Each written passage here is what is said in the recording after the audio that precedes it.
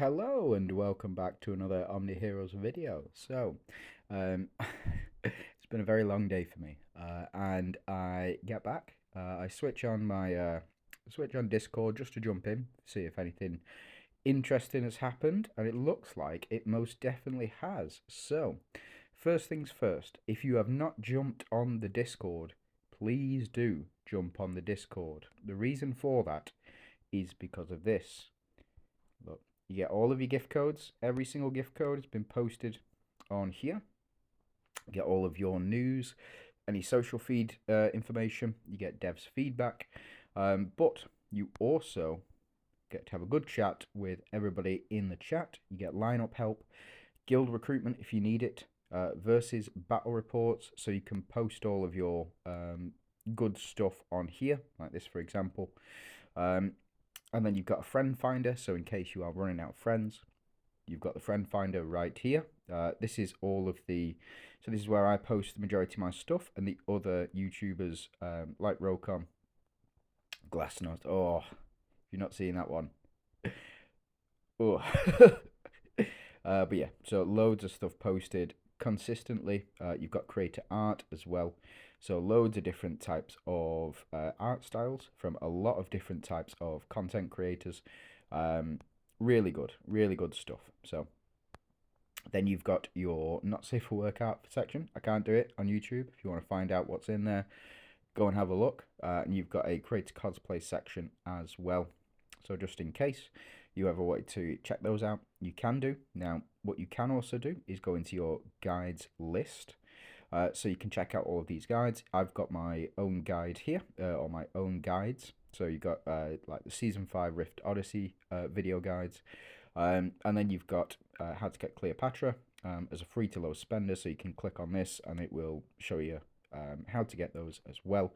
The rune priority lists, oath recalls, spending diamond guides. This is really in depth and is updated very frequently. So this was updated by Azu's, or Azu. I don't know how you pronounce your name, but I love you and I love the work that you put in. But yeah, loads of different stuff. So Oracle decrees, mystery shops, game modes, guilds, and events as well. Different guides and in Spanish, tier lists in Spanish as well. Oracle priority list in the shop, shop priority guides, hero lists again, event guides. Loads of good stuff in this guide section. You've got your shared tips, official guides, and creator guides as well as your off-topic section. So that is it for the Discord. Now I jumped onto where have you gone? Into social feed, and it popped up with this. So we do get a little bit of insight prior to all of this information releasing in game. If you jump on this Discord, so as you can see, yesterday we got an overview of Arthur and where he's up to in his story. We've got an overview of Elisha. These are the new units that are coming out, and this is just background story information. You do get the 2.20.0 Season 6 sneak peek. This is what we're going to be covering in this video. And then finally, if you want to read more about Dio-chan as well, you can go ahead and do so there.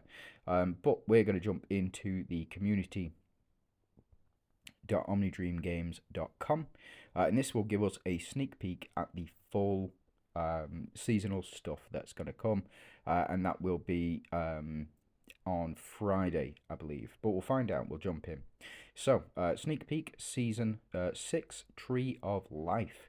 The brand new Season 6 Tree of Life season will begin. The Dark Deity brings death and disaster to the human realm, and the Omni Guardian will join forces with Valkyries to face a war between the ruler of the underworld, Elisha, so probably quite closely linked with Hades, and nature's demoness, Gaia. So those two are having it out, and you jump in the middle of it. Looks like to me. Looks very interesting. So, according to your feedback, we made great changes to the season gameplay. The new gameplay, Hope Tree, and Seraphic Ruins will be added in Season 6, replacing Synergy Slate and chaotic space. So the two modes that everybody's been complaining about, which actually provide quite a bit of content, will now be replaced with Hope Tree and Seraphic Ruins. So we'll just see how well we go, and we'll see a bit more information further down. So we've also made adjustments to the season synergy. The season 6 synergy requires only 3 heroes to activate the max effect and can coexist with other synergies. So I did make a short about Cleo not proccing the Doom synergy. The reason that Cleo does not proc the Doom synergy in that video is because she's already proccing the Soul Eater synergy. You can't have 2 seasonal synergies. Currently, you can't have 2 seasonal synergies at the same time.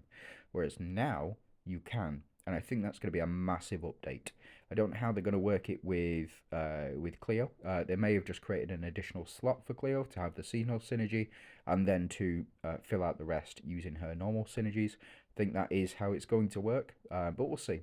We'll see. So technically, Cleo can have 4 synergies. It's a bit weird, and the rest of the heroes that you get will also be able to have those 4 synergies. Now, I hope this will bring new experiences to Omni Guardians. I think it most definitely will. It's going to take some time to get used to, so give us a little bit of time. We'll get used to it, and then I think it's going to really start picking up now.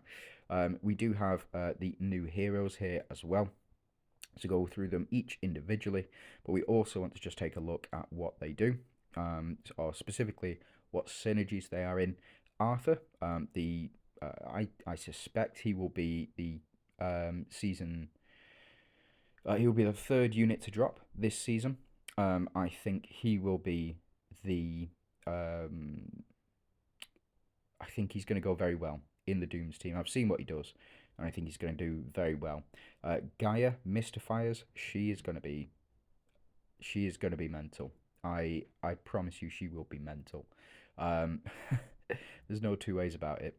She's really going to pop off in that team. I think it also depends on what her final synergy is, so what her rune synergy is. And to be fair, with the rest of them, with Arthur, Gaia, Elisha, and Dial Chan, I think that it all depends on what their faction synergies will be, as well as a lot of their kit.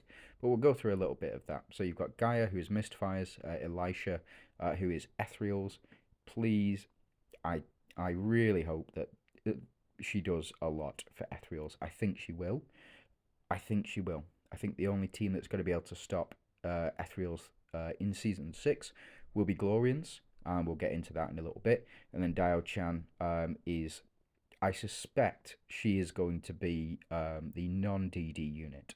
I think the rest of these, Arthur, Gaia, and Elisha, will be the DD units, and I think Dial Chan will be the non-DD unit, because we've just had a very powerful Avenger added through.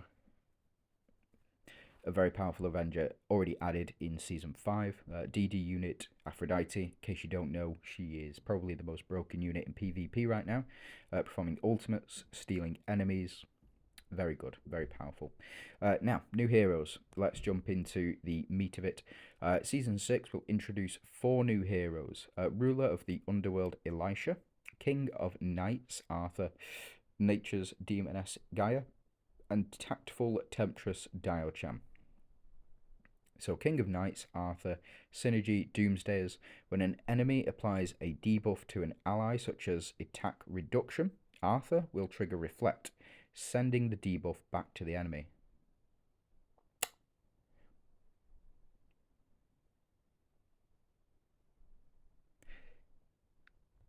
Shh, come here. You thought Mystifiers was bad before. Arthur is going to be a hard counter to Mystifiers. Yeah, as you can see, we just zoomed in on the bags under my eyes. Arthur is going to be a very hard counter to Mystifiers. It says such as attack reduction. What it means is it's going to reflect back the debuffs that are applied to your team, like, for example, attack reduction, like, for example, Corrode. I believe Corrode is classed as a debuff. I believe the attack down status that you get from Mystifiers is going to be reflected back. I think that there's going to be a lot of shenaniganery or shenanigans, whatever you want to call it, with Arthur. I think that that's gonna be mental. Still got to see the rest of his kit. If the rest of his kit is garbage, then he's going to be garbage, and just this alone probably won't save him. But if the rest of his kit is good, then we'll have to see. We'll have to see. I think he's going to be. I think he's going to be good. Now, Nature's Demoness Gaia synergy mystifiers. Gaia increases allies' damage dealt and reduces the damage they take based on the number of corrode stacks on the battlefield. When corrode stacks reach 100, Gaia will become immune to all damage. Now, what does that mean? So currently, the highest that you can get is 25 corrode stacks. That is without increasing the limit of corrode stacks. You'll be fine in seasonal synergies, I believe.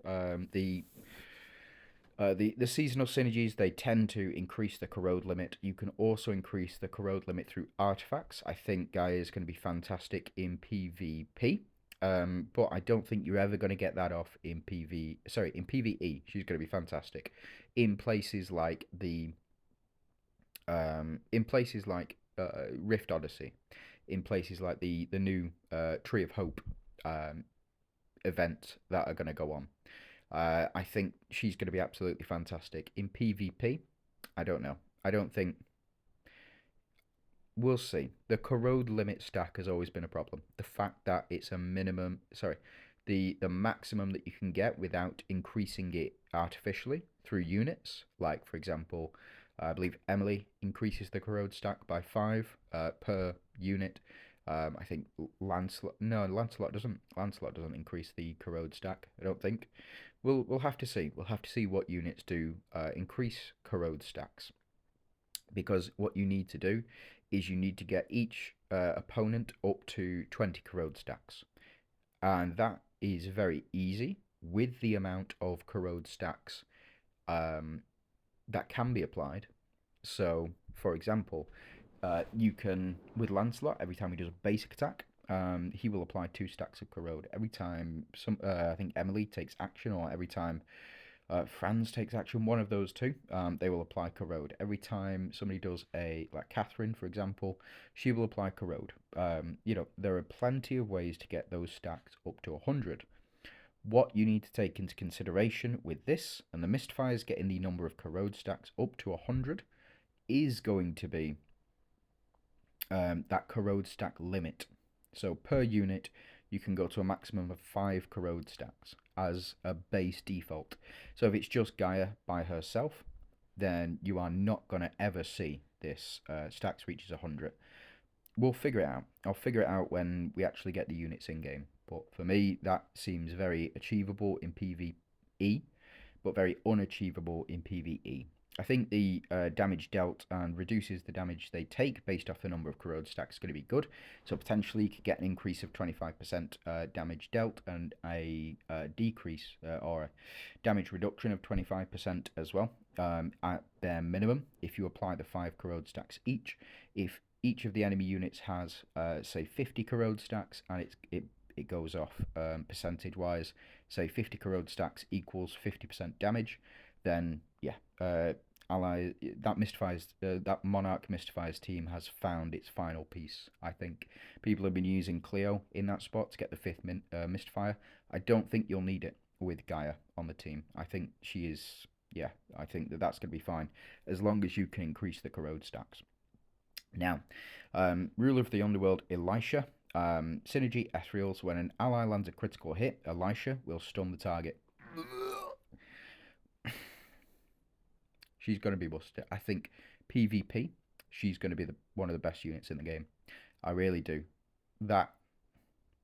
So not only when you get a critical hit with Katrina, Karnak, and now Elisha on the team, you will, firstly, when you get a crit, you will stun the enemy.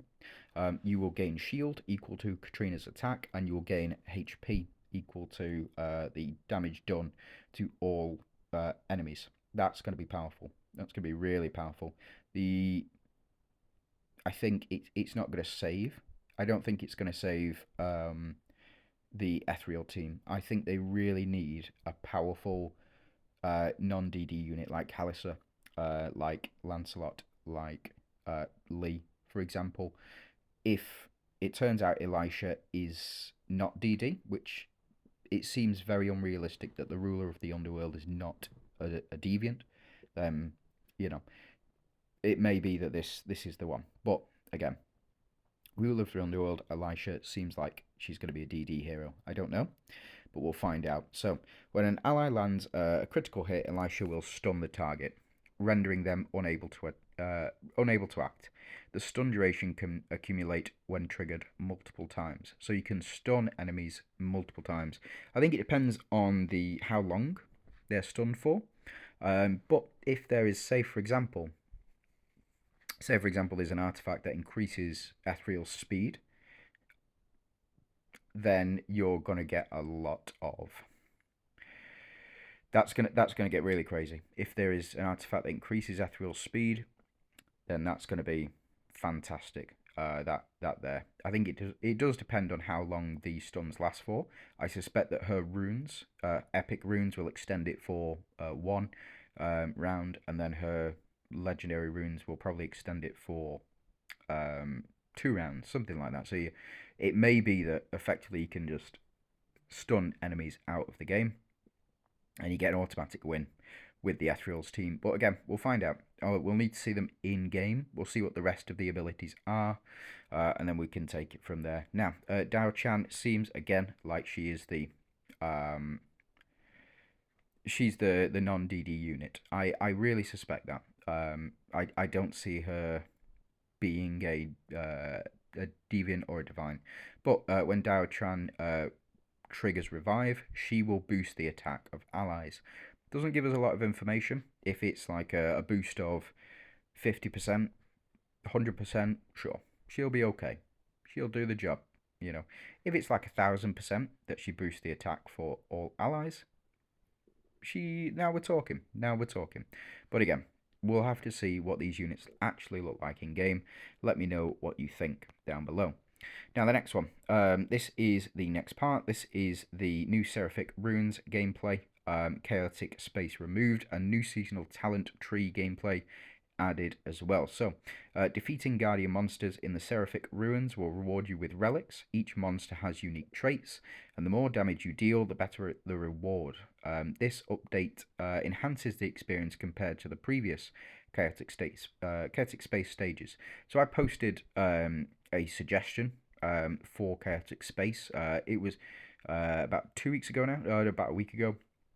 I received a number of likes on the comment itself via the Discord. So in fact, let's just jump over and I will show you. What I put was that I think, so if we jump into suggestion feedback here, yeah, there's tons of ways, and the devs read these once a week. Here we go. So, this is for hell. Sorry, this is for hell difficulty. Chaotic space was a different one, but my point is still that you can make these suggestions, and things may change based off the suggestions. Now, defeating guardian monsters, I think this is going to be a little bit more boring than chaotic space is currently. I think seeing the new gameplay in action, I think that's absolutely fine, but I do think this gives people a chance to get the right units for the job, and then they can apply it to each of the different chaotic space bosses that we're going to have to go against, or the Seraphic Ruin bosses in this case. Chaotic space now gone completely and been replaced by Seraphic Ruins. I think this is more going to be akin to the Dragon War that we've seen, or in fact, in season 4, when Dahlia was released, in that season, you had monsters that you battled, and you did percentages of that. You did percentages for the actual monsters themselves based on the team setup that you had. That was quite a fun mode. I very much enjoyed that, actually. I really did. I quite enjoyed that. And then they changed it up to the Dragon War. Clearly, they wanted to implement that as a new gameplay mode. Now, new seasonal talent tree gameplay added, seasonal slates removed. So we now no longer have seasonal slates. So we now no longer have to sweep. They've been working on this for a long time. I know they've been working on this for a long time because people have been complaining about it for a long time. People hate that sweep mechanic. They really do, and for good reason. I swept 300 times, thereabouts, and I didn't get a single level up. I was waiting for two mythic slates. I was waiting for, I think, number 5 and number 4, something along those lines. And I swept 300 times. I didn't get a single mythic slate. It was really, really. It seemed really unfair. It seemed really unfair to me. The fact that I could spend, the equivalent of 10,000 diamonds and get absolutely nothing for it. That to me was something that I complained about quite a bit very early on, and I still complained about it last season and this season as well. So, just something that they are making a big change for, and I think it's good. Well, we'll have to see. We'll have to see what this new hope tree system offers. So players can now obtain a talent tree resource from the Seraphic Ruins, offering a more rewarding progression system compared to the previous slates without the old drop rate issues. So you go in here into the Seraphic Ruins, you will sweep, or you will defeat the boss and try and get as high a sweep as possible. You will then get rewards. You will power this up. Once you power this up, you can go back. You can go back. You can go back in here and you can level up your Seraphic Ruins, or you can defeat the boss and move on to the next level. Seems quite a rational and logical progression system, rather than just hoping for RNG. Praying to RNGesus, whoever it is that you pray to, that you get a sweep. But again, we'll have to see how it's implemented. It sounds great in theory. We'll see how it's implemented in game. And that's all I've got to say about that. So yeah, Seraphic Ruins will be added in Season 6. Chaotic Space Mode from Season 5 will be removed. Seraphic Ruins contain 8 different stages, featuring various types of bosses. Each stage consists of 11 levels, so it's a tower system. When challenging a boss, damage dealt to it will be recorded and accumulated. Once the accumulated damage reaches 100%, the boss will be defeated, allowing you to progress to the next level. So you do 10%, that 10% will stick. The boss will go down to 90%. This is personal to you. You don't, nobody in your guild will be able to go in and sweep for you. You will need to do this all by yourself. So it may be that you sweep the first one and you get 100%. You sweep the next one, you get 50%. You sweep the next one, you get 30%, goes down to like 1%. You have to do it 100 times. I'm sure there'll be resources that you need to grind in order to, yeah. So as you can see right here, I can't zoom in, but you can see 10 of 1. So you will need those sweeps, and then you will get rewards based on, oh, that's quite cool. So you get the artifacts there, and you get different types of this currency here. I suspect to be able to buy these artifacts, and then you get, oh, that's quite nice, Oracle tokens as well. Perfect. Different types of bosses have unique characteristics, such as can only be damaged by male heroes, requiring different team compositions to counter them. That's going to make very interesting content. For example, the Dragon War content. Again, I don't do that. I don't do Guild War. I don't do Guild v Guild content. Absolutely not. In no way, shape, or form will I be helping you guys out. Sorry about that. I run my own guild. I will stay within my own guild. I will not post any secrets about my guild. I will not post any secrets about anybody else's guild. It is competitive, and people deserve that secrecy, at least. I'm not posting anything about Dragon Wars. I'm not going to post anything about strategies to win. That should be kept within Guild v Guild. With this, however, it's very different. This is PvE. This is available for everybody. So I will be posting different compositions and different types of units that you should be getting or should have in order to beat these stages, what the highest levels, stuff like that. So if you're not already subscribed, please do subscribe, and then we can look to do some of that good content. Now, a new gameplay Hope Tree will be added in Season 6. The synergy slates from Season 5 will be removed. Upgrading different branches of the Hope Tree will grant various bonuses in Season 6, including stat boosts and enhanced synergy effects. So what does this mean? Material, so it looks like here you will boost up different like attack power, you'll boost up defense, you'll boost up what looks to be Valiant as a sail. something like that. This is just for the Valianters, by the way. So as you can see here, you might boost up a sail a lot. You might boost up. This might be health. This might be defense. This might be HP. Something like that, or attack. Sorry. But yeah, it looks quite interesting. And I'm very interested to see what is coming next on this. So materials for upgrading Hope Tree can be obtained from Dragon War Clash Domain. So effectively, you will play the game. You will either win in Dragon War, you will either win in Clash Domain, or you will lose, and you'll get a bit less resources. So best to be part of a strong guild who is active constantly. That's the best way of doing it. For me, what I will do is I will demonstrate as much as I can how to farm these efficiently without giving away as much as I can, if that makes sense. But I will go through all of that in the new season once we get more information. Now, season synergies, this is going to be a big part. This is going to be our lives for the next 2 months. It's going to be our lives for the next 2 months. So, Glacians extends control effects, preventing enemy units from taking any action. That's going to be horrible. That's really toxic. That really is. Glassnut is going to be very happy. I keep bringing it up. He built him and Grub and the AD guild. They built a sick team with Minnow in it. Minotaur, in case you don't know, have a look at his epic runes. That's all I'm going to say. But Glacians extend control effects, preventing enemy units from taking any action. That's going to be horrible to fight against. It's going to be sick to use. You are going to absolutely love destroying your opponents with that. But also bear in mind, they will be using that strategy as well. And it's going to be really toxic. So, is what it is. But I think for now, we'll have to see how effective it really is. If, say, for example, you stun on round 1 and you're still stunned by round 5,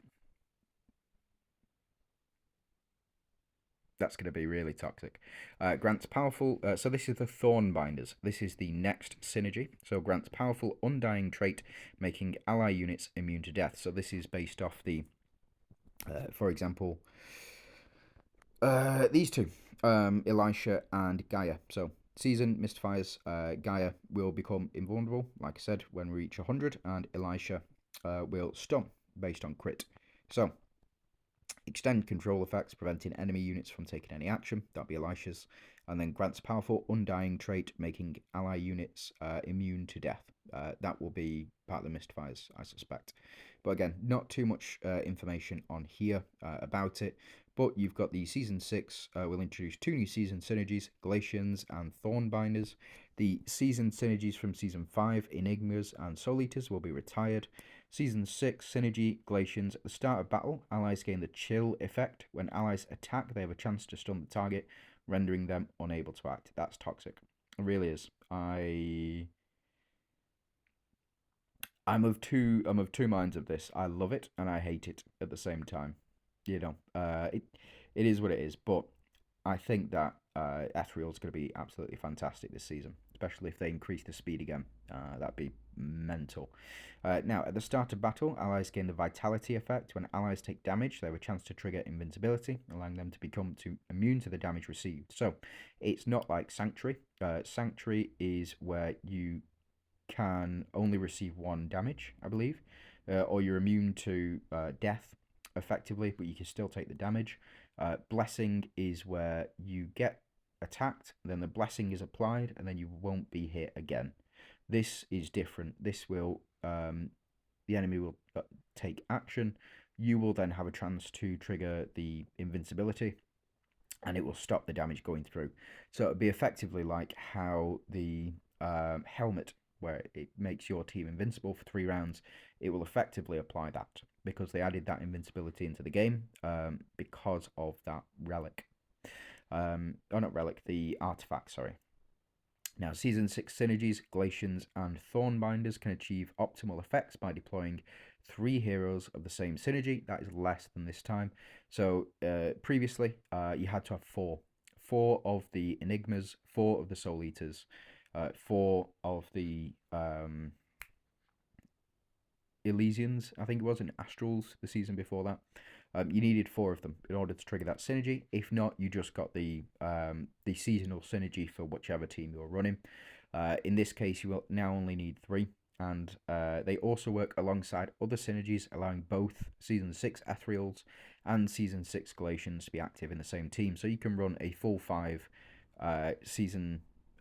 full 5 Season 6 Ethereal team, but you can also then have, say, 4 Glacians in it. It depends what the lineups are for the Glacians and the Thornbinders, but I would expect to have at least 3 Glacians in the Ethereal's lineup, if not 5 in total. If you do get 5 Glacians, that team is going to be disgusting. It really is. That team is going to be absolutely disgusting. And they're really going to run away with the season, I think. Thornbinders, yeah, potentially, but just because you're invincible, you can't take action. What you're going to do? Nothing. You're just going to die. That's it. Or at least you're going to get removed somehow.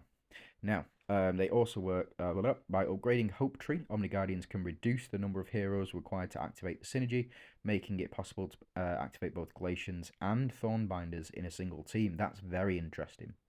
So it may just be that you can reduce down the Glacians to 2 and the Thornbinders to, and still have it at 3 Thornbinders, 2 Glacians, and have both of those synergies running at the same time. If you have, say, Ethereal Monarchs, I'm just throwing it out there. If you have like an Ethereal Monarchs team, that is going to be absolutely mental. It's oof. We'll see. I'm quite excited about that actually, and we hope this allows Omni Guardians to enjoy the benefits of the seasonal synergies without compromising the strength of their original teams. They have listened to the feedback, people. They are listening to feedback. They are implementing new things off the back. You know, give them credit where credit's due. The devs are doing a great job, I think personally. Now, this is season artifacts. Based on Omni Guardian's feedback, we've adjusted the seasonal artifacts, weakening the strength of PvP artifacts while maintaining the strength of PvE artifacts.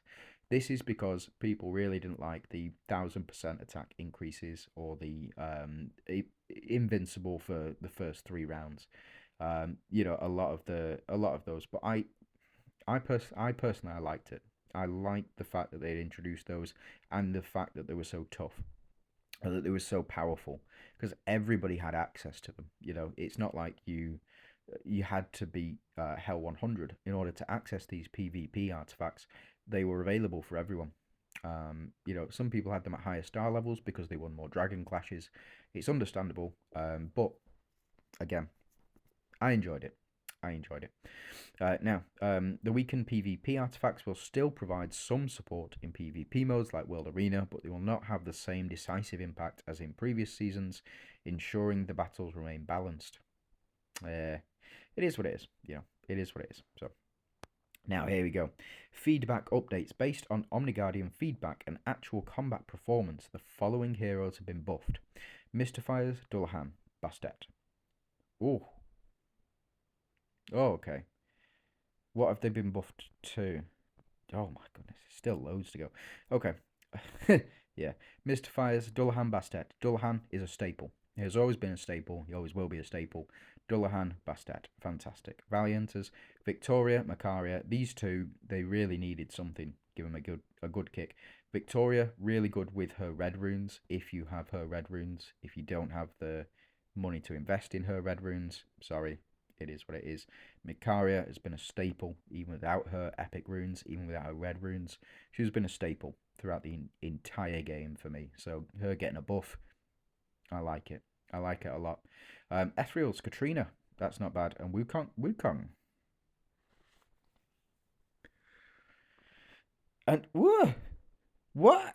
Oh, yeah, I get that. Right, okay. So Katrina and Wukong. Katrina has always been a staple for the entire Ethereal's team. She is the reason that the Ethereals were so strong, is because of that shield. The only reason that she left the meta specifically is because of Seraphina. Everybody was running Glorians. Glorians just walked all over that shield that Katrina provided.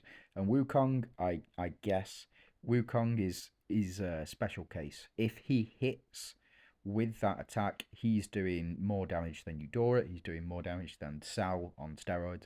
He's doing more damage than Dahlia. I've seen it. Trust me, I've seen it on the exact same stage, in the exact same team, or at least a good team for both Dahlia and Wukong. If Wukong hits, he does more damage than Dahlia can. And it's because he does those 10 hits. So we'll see what this buff is for him. I'm quite excited about that. I love Wukong. Really do. Glorians, Nawi getting a buff. She's getting the special treatment. She fell off quite a bit. It was when she went on holiday. So there was an event, a holiday event. She got a new skin, and since then she's just completely fallen off. Nobody runs her anymore because there's a better Monarchs team. Unfortunately, it is what it is. She's just been outdated by that Monarchs team. And Wu, Empress Wu, is the most recent released for this season.